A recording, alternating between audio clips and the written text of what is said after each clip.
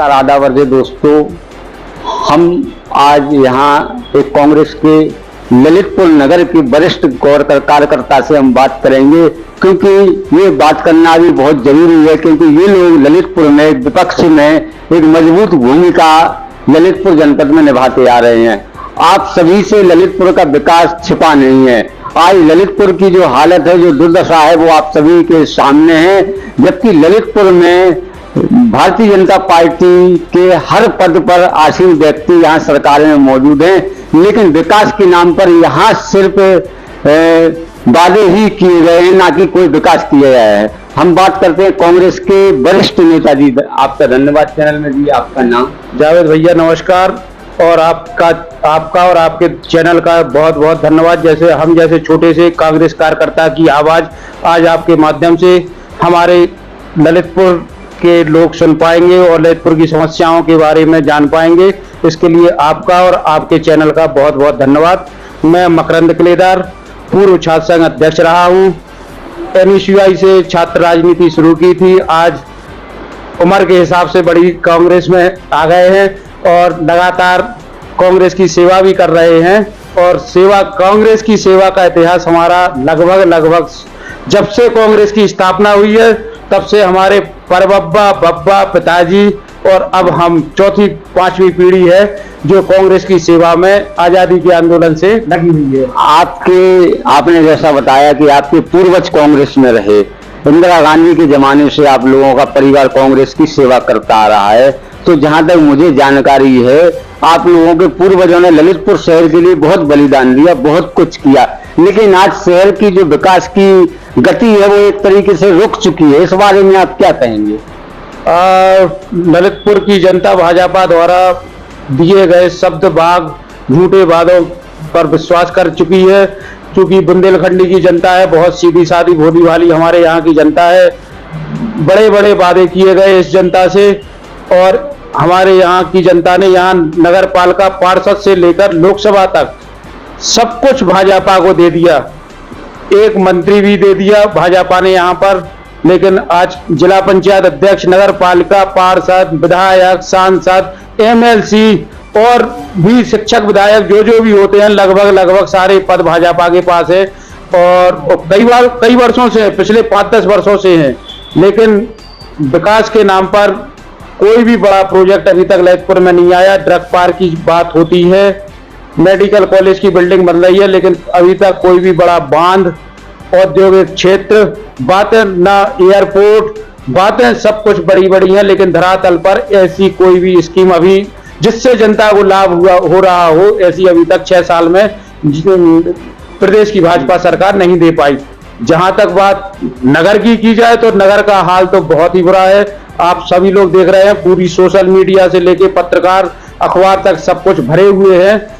शहर की सारी रोडें छलनी पड़ी हुई हैं बरसात के बाद।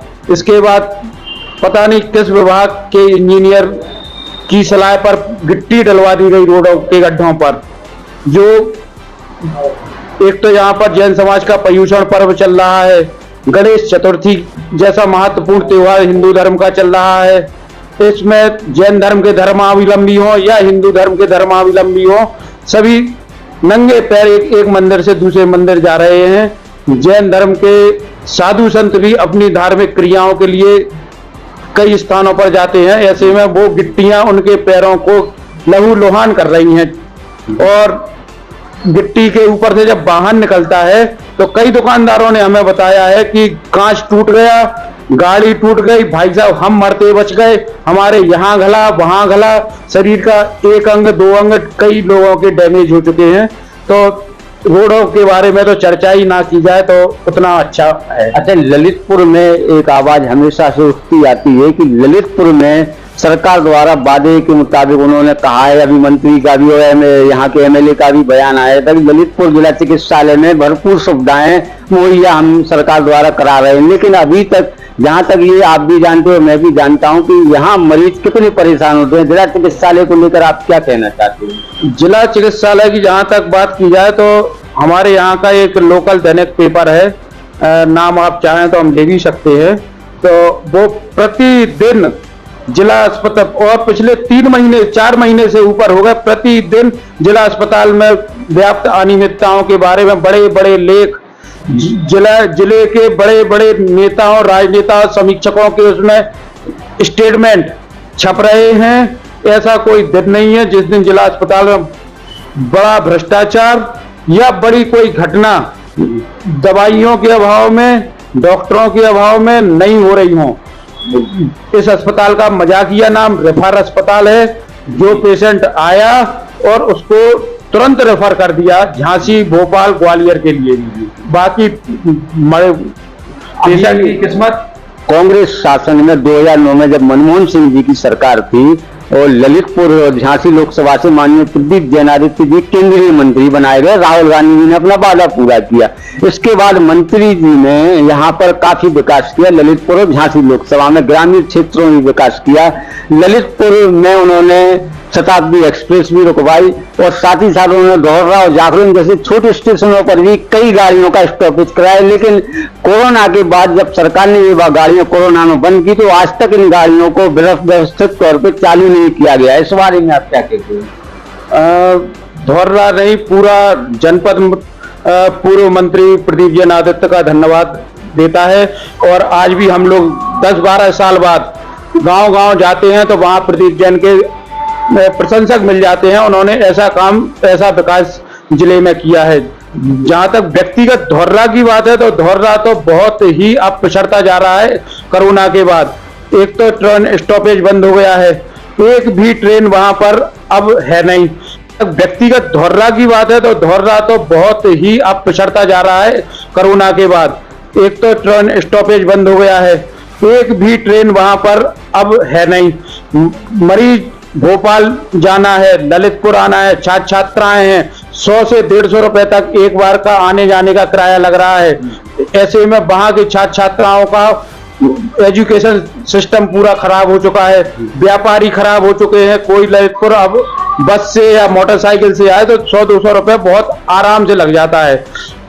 साथ में ट्रेनों का जो गांव के लोग पत्थर गांव जंगल से लकड़ी वगैरह तोड़ लेते थे और उनको ललितपुर, झांसी, हमने तो यहाँ तक देखा है कि सब्जी लेके दिल्ली तक, आजादपुरा मंडी तक औरतें जाती थी धौररा स्टेशन से, बीना स्टेशन से, ललितपुर स्टेशन से। एक वो लिंक टूट गई है तो आदमी बहुत परेशान है। मोदी सरकार की ये खासकर ट्रेन के मामले में नीतियों में लगातार किराया बढ़ता जा रहा है। आए दिन सोशल मीडिया भरा रहता है, सुविधाएं कम, चद्दर खराब, खाना खराब और पुलिस सिस्टम खराब, तो तमाम तरह की अब जनता। इसमें से एक आखिरी सवाल आपसे पूछेंगे। यूपी सरकार लगातार हम लोगों को, यूपी की जनता को विश्वास दिलाती है कि यूपी में कानून व्यवस्था पूर्ण रूप से सही है पूरे तरीके से, लेकिन ललितपुर में हमें देखने को मिल रहा है कि आए दिन रोज नई नई दुर्घटनाएं, बड़े बड़े क्राइम हो रहे हैं। जबकि ललितपुर में मंत्री से लगा के सभी एमएलए और सभी लोग यहाँ प्रतिनिधि बीजेपी के हैं। क्राइम पर आखिर क्यों नहीं सरकार कंट्रोल कर पा रही है? जहां तक क्राइम का मामला है तो अभी पिछले 2 दिन में 2 मर्डर केवल नेहरू नगर में हो गए हैं, जबकि ललितपुर में ऐसा तो सुनने को मिलता ही नहीं था। कभी कभार एक आध मर्डर सुन लिया, लेकिन प्रतिदिन। और उसके बाद पुलिस द्वारा पकड़े भी गए तो उसकी जांच हो रही है। कुछ लोगों पर मुठभेड़ वगैरह हुई बताया गया है, उसमें गोलियां लगी हैं, लेकिन वो एक जांच का अलग विषय है। लेकिन क्राइम हो रहे हैं और पुलिस का दबाव काम नहीं कर रहा, अपराधियों के हौसले बुलंद हैं। इतने सबके बाद भी अपराधी अपराध कर रहा है लगातार। बड़ी यहाँ पर चोरी डकैती भी हुई है, अपहरण जैसे घटनाएं भी ललितपुर में पहले कभी नहीं होती थी, जो इस शासन काल में देखने को मिली है। मड़ावरा वाली एक घटना भी हुई थी जो बड़ी चोरी थी। तमाम तरह की घटनाएं हो रही हैं, लेकिन पुलिस जुआ सट्टा रोज ही चल रहा है अपने शहर में। पुलिस काम कर रही है लेकिन उन पर, अपराधियों पे कोई दबाव नहीं है। कुल मिलाकर मोदी सर, जो योगी सरकार जो कह रही है, ये ललितपुर शहर में तो फिलहाल झूठ है कि यहाँ कानून व्यवस्था बिल्कुल दुरुस्त है।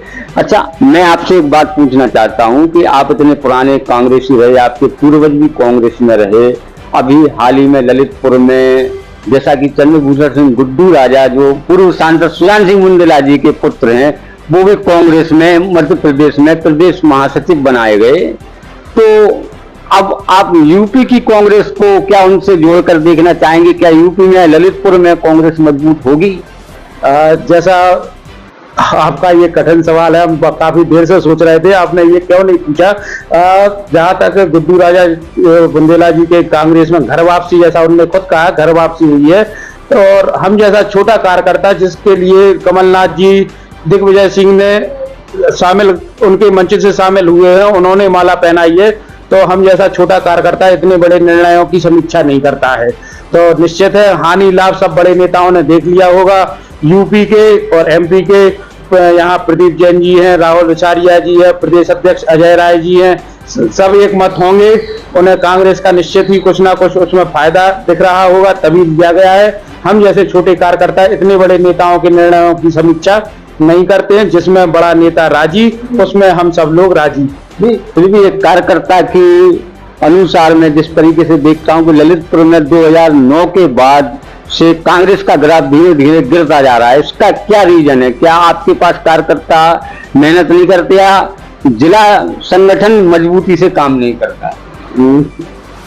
कमियां तो निश्चित है रही है, तभी 2009 के बाद से कांग्रेस का ग्राफ धीरे धीरे गिरता जा रहा है, इसका क्या रीजन है? क्या आपके पास कार्यकर्ता मेहनत नहीं करते या जिला संगठन मजबूती से काम नहीं करता? कमियां तो निश्चित है रही है, तभी कमजोर हो रही है पार्टी। फिर पिछला रिकॉर्ड देखा जाए तो कांग्रेस का इतना खराब वोट परसेंटेज का रिकॉर्ड नहीं रहा है जो पिछले 2 चुनावों में नगर पालिका और इसके पहले का विधानसभा चुनाव रहा है, जो उसमें वोट परसेंटेज कांग्रेस का एकदम से धड़ाम हुआ है। लेकिन इसके पहले वोट परसेंटेज ठीक रहते थे, भले ही 1-2 चुनाव हारे हैं हम लोग, लेकिन इतने बुरे तरीके से नहीं हारे कि 3 और 4 हजार के बीच में कांग्रेस जैसी पार्टी सिमट जाए। तो संगठन में कमियां तो स्वीकार करनी पड़ेगी, पहले रोग को स्वीकार करना पड़ेगा, फिर उसका इलाज स्वीकार करना पड़ेगा। जब तक यदि हम रोग को ही स्वीकार ना करें तो फिर उसका इलाज कैसे होगा? तो हम तो खुले हृदय से आपसे ये बात कर रहे हैं, कुछ ना कुछ हम लोगों की संगठन में हमारी खुद व्यक्तिगत कमी रही होगी, तब जनता हमसे दूर गई है। जिस तरीके से मध्य प्रदेश में जो अभी चुनाव बताया जा रहा है, सर्वे बताया जा रहा है, आम जनता द्वारा बताया जा रहा है कि मध्य प्रदेश में कांग्रेस की सरकार आना तय है, तो क्या बुंदेलखंड के हम ललितपुर यूपी में हमारा मध्य प्रदेश से हमारा जिला सटा है, तो क्या ललितपुर यूपी को भी इससे कुछ फर्क पड़ेगा अगर मध्य प्रदेश में कांग्रेस की सरकार आती है? जावेद भाई, आप तो खुद मीडिया से हैं और 2014 के बाद एक नया शब्द निकला है मीडिया के लिए, गोदी मीडिया। एक बहुत बड़ा वर्ग है जो गोदी मीडिया है, उन चैनलों के सर्वे भी कांग्रेस को बहुत स्पष्ट बहुमत दे रहे हैं। इससे ऐसा लगता है कि जो सर्वे बता रहे हैं उससे भी 20 से 30 सीटें कांग्रेस की मध्य प्रदेश में लगभग 170 का अनुमान हम लोगों का है, 170 से 180 का अनुमान है। और जो छत्तीसगढ़ राजस्थान में भी हम लोग फिर से वापस आ रहे हैं और उसका 100% लाभ न केवल ललितपुर को, पूरे उत्तर प्रदेश की कांग्रेस को, देश की कांग्रेस को मिलेगा। और इसका आने वाले चुनाव में आपको साफ असर भी दिखने लगेगा। अभी से ही इस अक्टूबर नवंबर में जैसे ही चुनाव हुए और उनके परिणाम आए, उसका सीधा लाभ पूरे देश में कांग्रेस को देखने को मिलेगा। ऐसी हम लोग भगवान से आशा करते हैं कि सभी जगह कांग्रेस स्थापित हो, न केवल राज्यों में बल्कि देश में भी। एक आखिरी सवाल आपसे किलेदार जी, मैं एक आखिरी सवाल आपसे यही करना चाहता हूं कि आपने जो शहर के मुद्दे उठाए, जो आपने शहर की विकास की बात की, जहां ललितपुर में कोई भी विकास नहीं है, विकास शून्य है। मैं एक आखिरी सवाल करना चाहता हूं, ललितपुर का बहुत ही हाई वोल्टेज प्रोजेक्ट जो हमारे यहाँ रहा है, देवल रेलवे क्रॉसिंग का ओवरब्रिज, जिसका अभी उद्घाटन भी नहीं हुआ है और दोनों तरफ की रोड भी अभी बनना बाकी है, लेकिन देवल ओवर ब्रिज को चालू कर दिया है, उस पर बारिश से गड्ढे बना दिए गए, इसका क्या मतलब है? उसमें केवल गड्ढे तो एक समस्या है, अप्रोच रोड साइड में जो बस्तियों के लिए जा रहे हैं आदमी, वहां की रोड रेलवे द्वारा अतिक्रमण नहीं हटाया गया है। उससे अतिक्रमण के ना हटने के बाद कई तरह की समस्याएं हैं उस ब्रिज के आसपास के एरिया में। 1-1.5 किलोमीटर इस तरफ और 1-1.5 किलोमीटर उस तरफ ब्रिज के दोनों तरफ। जैसे आपने गड्ढे वगैरह तो सारे कुछ बता दिए, जनता रोज वहां से निकल रही देख रही है, भगवान का नाम लेके निकल रही है। इतना बड़ा करोड़ों अरबों का प्रोजेक्ट ना केवल एक बल्कि दूसरा ये हमारे इलाइट की तरफ भी एक ब्रिज बना है, तो वहां भगवान बरसात निकल गई है, रोड अभी भी नहीं बनी है, वहां भी बड़ी समस्या गिट्टी की। प्रतिदिन गिट्टी वहां तो हैवी वाहन ट्रक वगैरह कारें रोज निकल रही, तो छोटे बच्चे स्कूल वाले सब निकल रहे हैं, गिट्टियां उछल रही हैं, डामर करवा नहीं रही सरकार। ललितपुर जैसे बड़े शहर में एक भी कोई बड़ा प्रोजेक्ट गवर्नमेंट ने दिया नहीं। जिला पंचायत के मेंबर अलग नाराज, नगर पालिका के मेंबर अलग नाराज, भ्रष्टाचार के आपस में ही तमाम बड़े आरोप, न केवल आरोप, उनकी शिकायतें उच्च अधिकारियों द्वारा तक की जा रही हैं, लेकिन उन पर कोई गंभीर निर्णायक ठोस कार्रवाई नहीं हो रही है प्रशासन की। इससे सब कुछ ऐसा लगता है कि सब कुछ मिली भगत चल रही है। आप लोग आए दिन कांग्रेस की तरफ से कई आंदोलन सरकार को घेरने के लिए करती है, लेकिन मैं देख रहा हूं पिछले कई महीनों से इस तरह का कोई आंदोलन कांग्रेस ने ललितपुर जिले में नहीं किया। इस बारे में आप क्या कहते हैं? नहीं, आंदोलन तो हम लोगों के लगातार चलते रहते हैं, लेकिन अभी पार्टी का निर्देश है कार्यकर्ताओं को जगाना। हम लोगों का ये जिला यूनिट में भी तय हुआ था कि केवल ज्ञापन देने से 100 जना का कार्यकर्ता ललितपुर तक नहीं आएगा। अब अपन को 100 जना चलना पड़ेगा या मड़ावरा चलना पड़ेगा, अपन को कार्यकर्ता के घर गांव में चलना पड़ेगा, रुकना पड़ेगा, उसकी समस्याएं सुननी पड़ेगी, उसके साथ खाना खाना पड़ेगा, उसका मनोबल बढ़ाना पड़ेगा। क्योंकि 2 चुनाव के इतने गंभीर रिजल्ट आए हैं कि पूरा कार्यकर्ता एकदम से मनोबल डंप हो गया उसका मनोबल उठाने के लिए अब हम लोग गांव गांव कार्यकर्ता के घर जा रहे हैं। मंत्री जी को भी जाते हैं, राहुल विचारिया भी जाते हैं, अभी हमारे गुड्डू राजा जी की एंट्री हुई है नगर जिला कांग्रेस कमेटी में, तो उनके लिए भी हम लोग अब मध्य प्रदेश चुनाव बाद ले जाएंगे कार्यकर्ता। जब कार्यकर्ता का मनोबल उठ जाएगा तब उसके लिए शहर में लाएंगे। बड़ा आंदोलन किसानों के लिए करना ही करना है, किसान बहुत परेशान है, खासकर बुंदेलखंड का, ललितपुर का। अभी बरसात से सारी फसलें खत्म हो गई हैं, उड़दा मूंग रोज 1-2 घंटे पानी गिर रहा है। तमाम किसान, नौजवान, गरीब, कुली, पत्रकार, व्यापारी जीएसटी से और ऑनलाइन मार्केटिंग से, एडवोकेट भी बहुत अधिवक्ताओं ने 15-17 दिन की हड़ताल की, डॉक्टर हड़ताल पर है, कर्मचारी अपनी पुरानी पेंशन मांग रहा है, विद्युत व्यवस्था बहुत गड़बड़ है, तमाम मुद्दे हैं। कार्यकर्ता का मनोबल हम लोग बढ़ा रहे हैं उसके घर जाकर। अगले 20-25 दिन में जैसे ही हम लोगों के लिए कार्यकर्ताओं का आदेश मिलेगा, हम लोग बहुत बड़ा आंदोलन ललितपुर में करेंगे किसानों की समस्याओं को लेकर। चलिए, ये हमारे साथ किलेदार जी थे, इन्होंने बहुत ही कई मुद्दों पर ललितपुर के विकास को लेकर भी बात की। कांग्रेस के टाइम में जो कांग्रेस ने विकास किए ललितपुर शहर में, जो पूर्व केंद्रीय मंत्री प्रदीप जैन आदित्य जी ने जो ललितपुर में विकास किया, झांसी में विकास किए, उनके ऊपर भी हमने इनसे बात की। बनी रहिए जावेद किरमानी के साथ। स्वतंत्र भारत लाइव न्यूज, जावेद किरमानी, ललितपुर में। रेलवे से रॉयल पैलेस इस कदर गायब फैला दिया है।